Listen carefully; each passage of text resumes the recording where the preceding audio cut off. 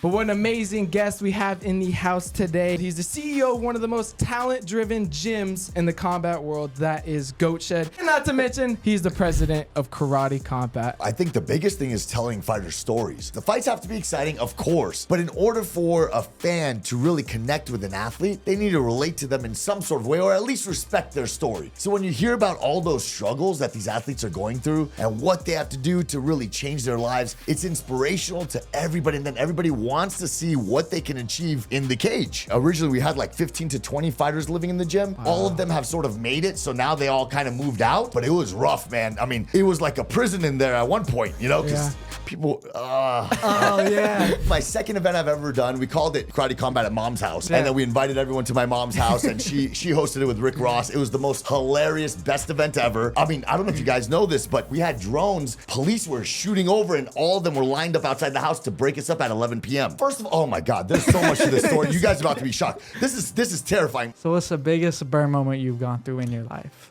Yeah, I would say...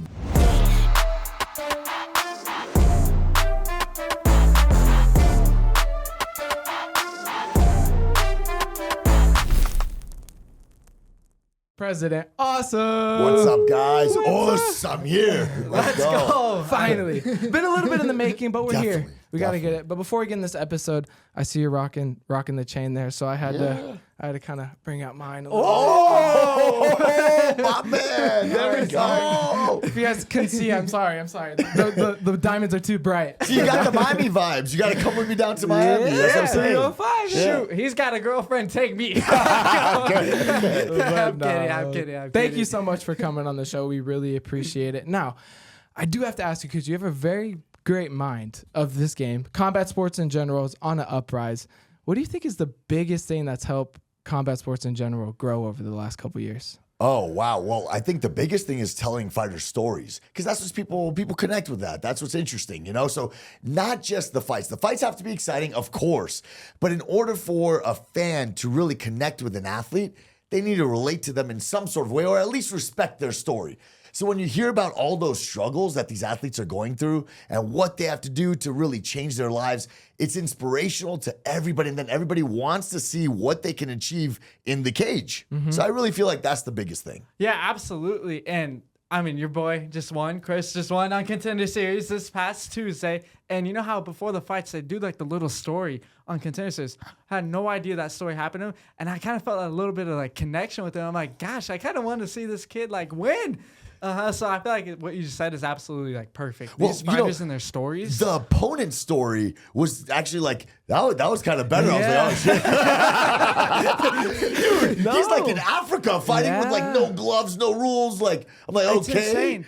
Basic necessities that like we fortunately have, you know, here in America, and they have to fight through. But it is like you said, like you feel touchable to these athletes. Exactly. And that's what I love. And that's why, you know, we have this show, The Burn Factories, because you want to like humanize these people. They are cage fighters or they're prize fighters, whatever you want to call them. But at the end of the day, they're still people too. Definitely. And so that's the biggest thing that I think is, like you said, made the biggest difference. And you see all types of backgrounds, you know. You see guys from all over the world, you know. Some of them grew up really, really tough, whether it was a family upbringing or financial, or maybe they didn't have a family, or there's so many different stories out there. Or they're like Armin and they're Batman, you know, like, I don't know. Like, you know, but like there's all these stories you can relate to. Absolutely. And then you just want to see what they can achieve in the cage. And then that pushes all of us in our daily lives to do better. At least for me, that's what I feel. Yeah. And honestly, makes you a little bit more humble too for where some of these fighters have came from and all. I love fighting. I love all these fighters. Mad respect. But it's time to get into our first question. This is our first question of the Burn or Chill segment. You fought. You have a past in fighting. So I got to ask this question. Burn or chill the thought ever coming back for one more fight? It was like, I'm living a good life now. I don't want to do this anymore. That's why I stopped fighting, to be honest, you know, because so my wife was in a big part the reason why I chose coaching over fighting. At that time, I was coaching and fighting at the same time, and it was just really tough. And honestly, my students were more committed and more dedicated than I was. And she made me realize that. So one day she came up to me and she said, you know, you got to grow up. Are you a coach or are you a fighter? Like, commit to one thing with your life. And she dumped me. Yeah. Really? For 9 months, blocked me on every social media platform, didn't want to talk to me.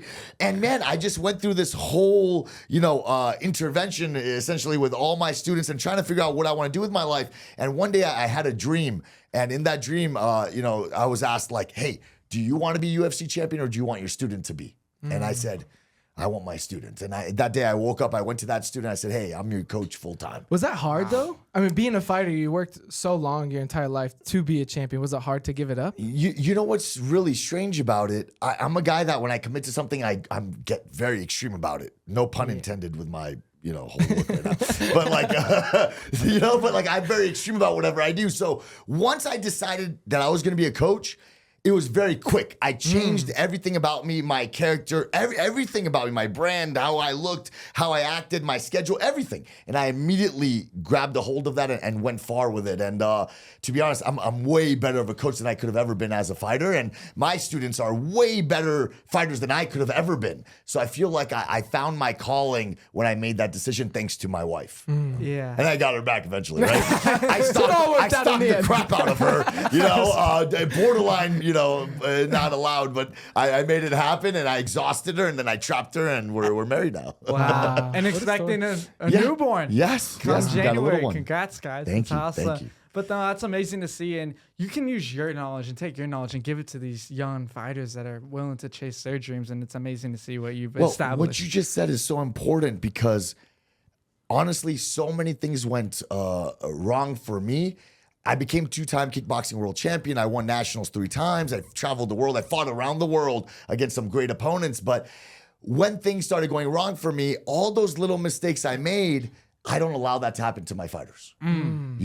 So I got, I surrounded myself with the wrong people. I listened to, other people outside of MMA and a lot of different things that happened to me. And those bad experiences, I make sure my fighters never experience. Yeah. And that's why I treat them so well. That's why I dedicate myself to them because I never had that. So I'm almost trying to be the coach that I never really had. And that's why, I'm so selfless with it. These guys stay in the gym. We get their meal plans. We're taking care of immigration attorneys. We're doing everything we can to make sure they can make it and make the American dream happen for them. Yeah, and you actually have fighters that live in your gym as well, right? And you feed them 3 times. What is it? That's 3 times a week or 3 times a day? 3 meals a day, 5 days a week. Originally we had like 15 to 20 fighters living in the gym. Wow. All of them have sort of made it. So now they all kind of moved out. So now there's only like maybe 3 fighters left in the gym, but everybody kind of made it, eventually. But it was rough, man. I mean, the gym, Chris will tell you, it was like a prison in there at one point, because people. Oh yeah. Look, I'll be honest. They were fighting. It got so bad that they would fight over food, man. They were pulling knives on each other in the gym at night. Like it was getting really wild in there. I mean, there's videos of police just raiding my gym, like 7 officers with their guns pointed. I posted it, of course, because I thought it was hilarious. And I brought the guy back in afterwards, no problem. Yeah, but they came from the worst backgrounds, from these countries that are just really rough.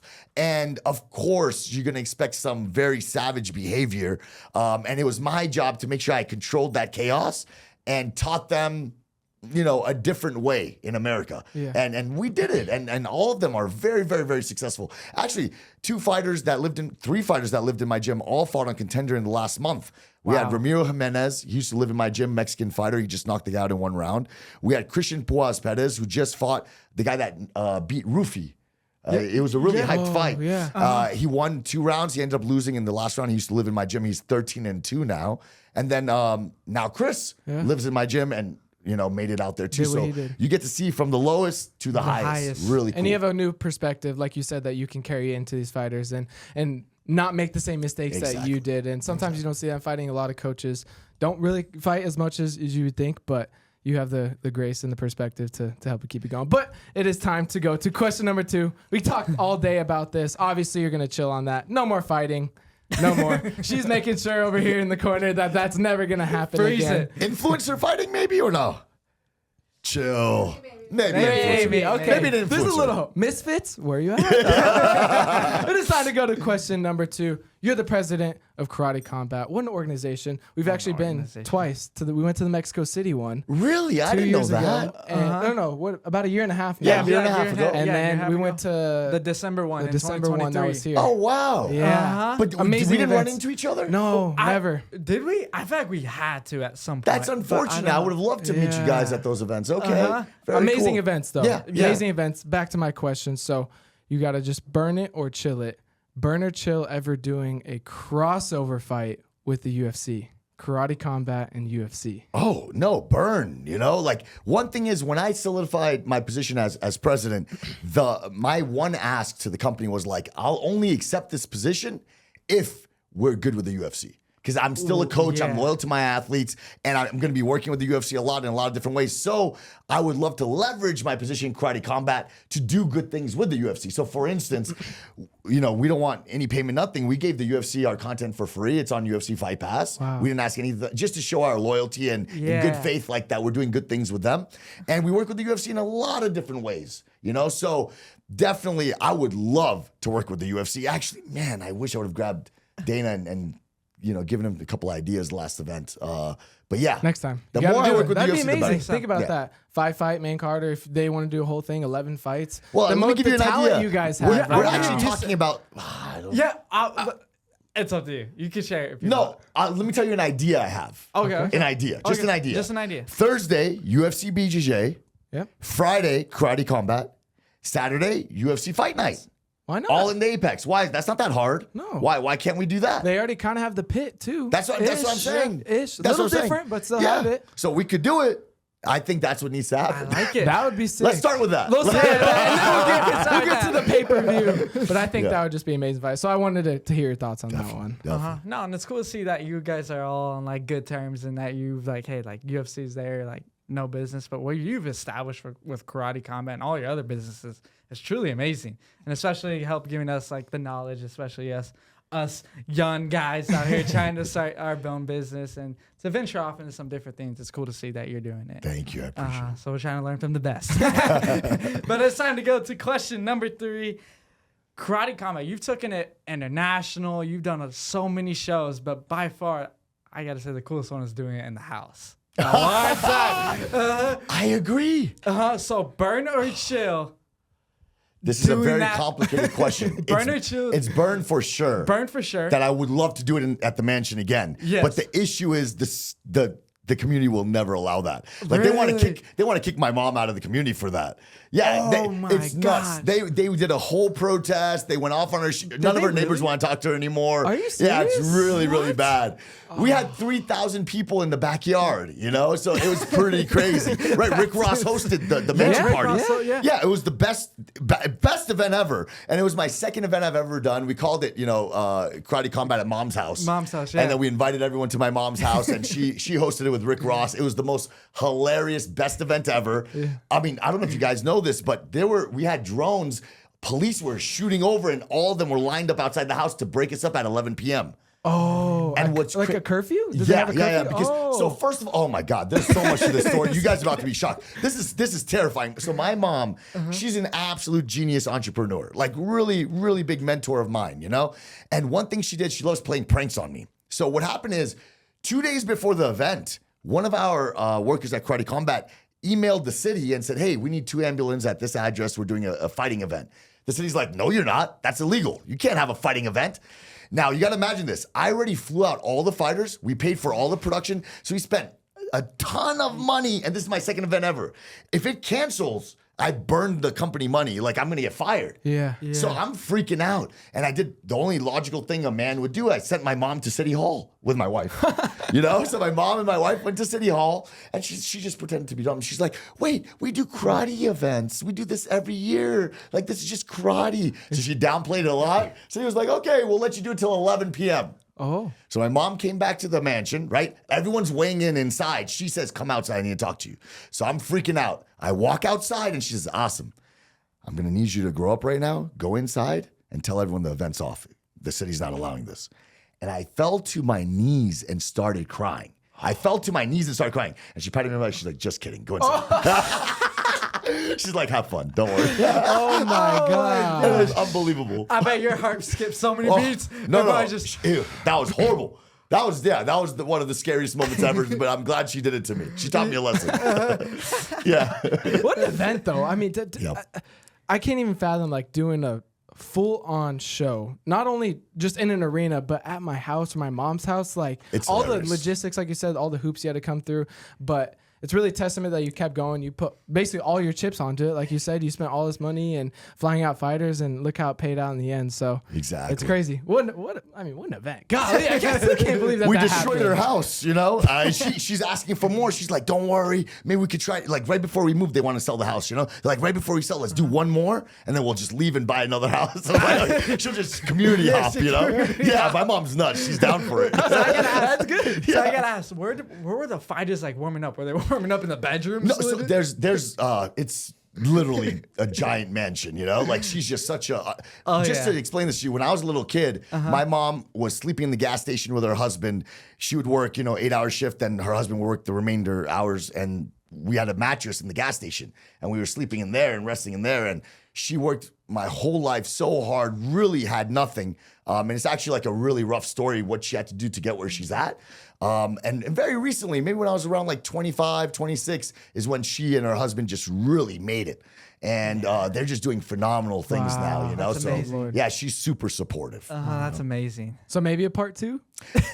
No, it needs to happen. Needs If to not happen. in that community, we need to find a community. Wait, somebody out there, dude, if you have a mansion, we will throw the greatest party ever. Hit us up. Let's do this. Mansion party, Karate Combat 2 at someone's house. Love it. I mean, you heard it. It's Miami. 305. There's some houses out there. That's what Rick I'm Ross, saying, man. he was there the first time. Yeah. Open up your pad. Come on. Love I'm it. down. But it's time to go to the fourth and final question. You've been on both sides of this, so I'm curious to hear your answer on this one. So for this one, you actually have to burn one, which means it would chill the other. Okay. So burn or chill being more nervous for a big Karate Combat event or cornering someone on Contender Series?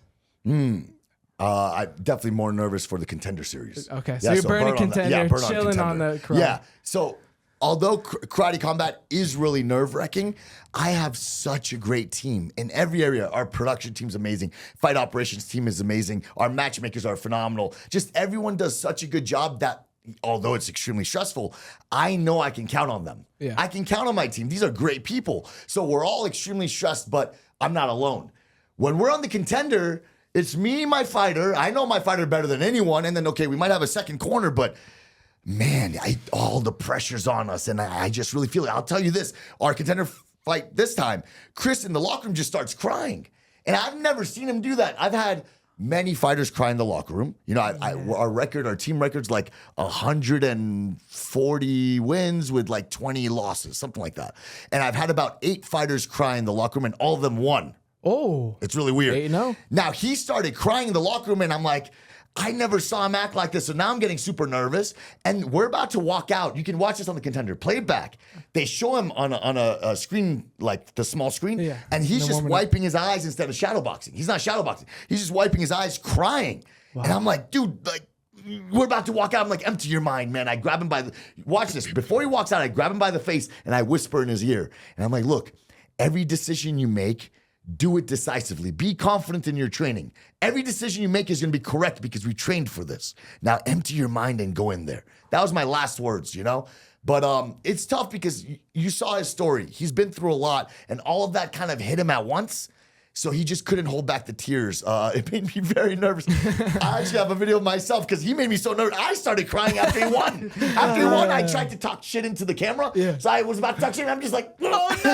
And I just started crying. But that's amazing. Yeah. I mean, you invest so much time and energy, and fortunately, we're able to go to these events, and you just feel the pressure. You feel the families there, and Chris had a big, team there, and a lot of fans were there. The whole crowd was cheering for him, so it's a lot of pressure, but to see someone like him prevail, get the knockout, get the contract, makes it all worth it. Oh my God, it does, man. We went straight up to the opponent because he had that amazing story too, and I grabbed him and I said, look, man, you're on to something great. You're undefeated. You never lost. All these first round knockouts, you're going to do something great in your life too, so just go back there, start training, and I'm sure we're going to see you back in the UFC, Yeah. And that's amazing, and the UFC does a good job of allowing these guys to come back too. Like, this isn't just their only chance. They can definitely get back. And Definitely. Short seen a notice lot of people- opportunities. Look how many Yeah. people have made their careers on short notice opportunities. Oh, yeah, so for sure. there's always another chance. and it's amazing to see. But it is time to go to our burn moment question. A burn moment's a super hard time in life where you had to fight and overcome that's gotten you to where you are at today.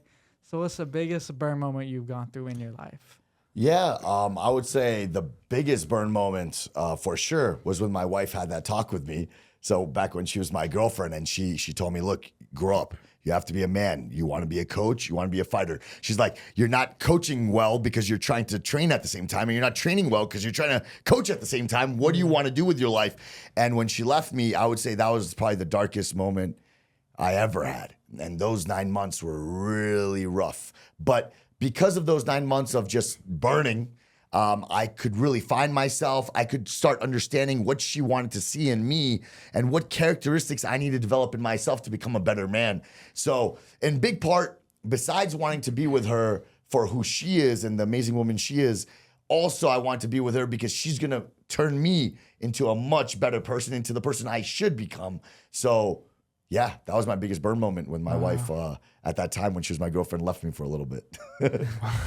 I didn't cry this time. No, I did a good job this time. That's amazing. It's crazy how everything works out, you know? Yeah. And things have to happen for you in order to get to another place. And like pre-story, he almost lost his life. And being his bigger brother, it's like, man, like that was really hard for me. But now, 6 years later, you get to talk to amazing people, hear everyone's stories. And so what we were saying at the beginning, the UFC, all of combat sports, we're all in this together. Everyone's got a story and everyone's going through something. And it's crazy to see. And it's a blessing that you made it out to make karate combat what it is, to breed inspiration and truth to these fighters and give them UFC contracts. So it's really amazing. But thank you so much for coming on the show. Of course. We really appreciate it. Glad we finally got this to happen. Yes, sir. Let the audience know where they can find you. Everything. Social media, websites, give it all to them. There's a lot out there, okay? We got GOATSHED. If you go at GOATSHED on Instagram, you're going to see what our team looks like. We have a team full of UFC fighters. We have a 90% win ratio. We're absolutely killing it in the world of MMA as a fight team.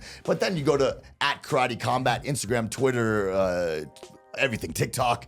You go to that, you get to see the promotion side. You get to see some of the greatest strikers on the planet, all their stories from around the world, and some beautiful, beautiful events. And then finally, at President Awesome, you can check that out on Instagram and kind of see into my personal life, juggling being a MMA coach as well as being a promoter. Definitely an interesting life. And soon to be dad. And a soon to be dad and hopefully a good husband. Yeah. No, that's amazing. Thank you so much. Be sure to go check him out on all platforms and businesses. And we are out of this episode of Burn or Chill. Peace.